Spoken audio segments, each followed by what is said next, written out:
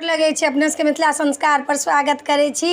चैती नवरात्रा के, चैती छठ के, राम जन्म के सब गोटा के मिथिला संस्कार के तरफ से अपने सबके शुभकामनाएं। नीक से छठ मनाओ, नीक से राम उत्सव मनाओ, नीक से चैती नवरात्रा मनाओ। छठ जे अइ नहाय खाय 5 तारीख के मंगल के दिन पड़ैया।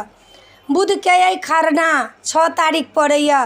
बृहस्पति अइ 7 तारीख के सँझुका अर्घ्य अइ, 8 तारीख के भोरका अर्घ्य अइ।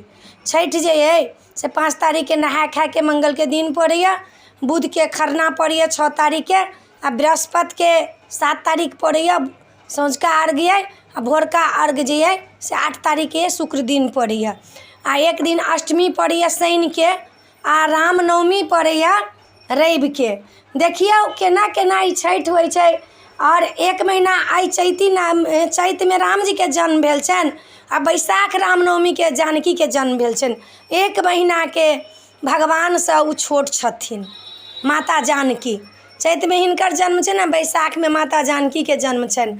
आ नवरात्रा जे छनि से माता शक्ति स्वरूपा के छनि।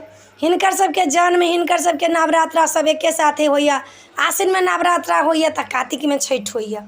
आई में चैती नवरात्रा अइ तो एहि में छठि कात्यायनी देवी के पूजा होइ छनि। इहे हम सब हुनका सब पूजा करै छियनि माता शक्ति स्वरूपा से, कात्यायनी से, जे राक्षस सबके मारि कऽ नीक से बनाओ कहि कऽ।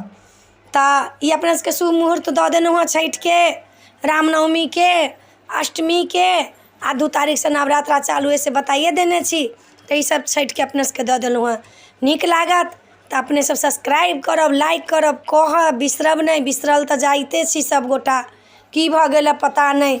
जेना रौदी अबै छै तेना हमरा चैनल पर अहाँ सब रौदी लाबि देलियै यऽ।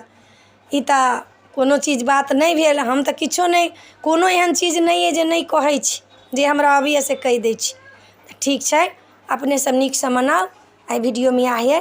जय मिथिला, जय माता जी।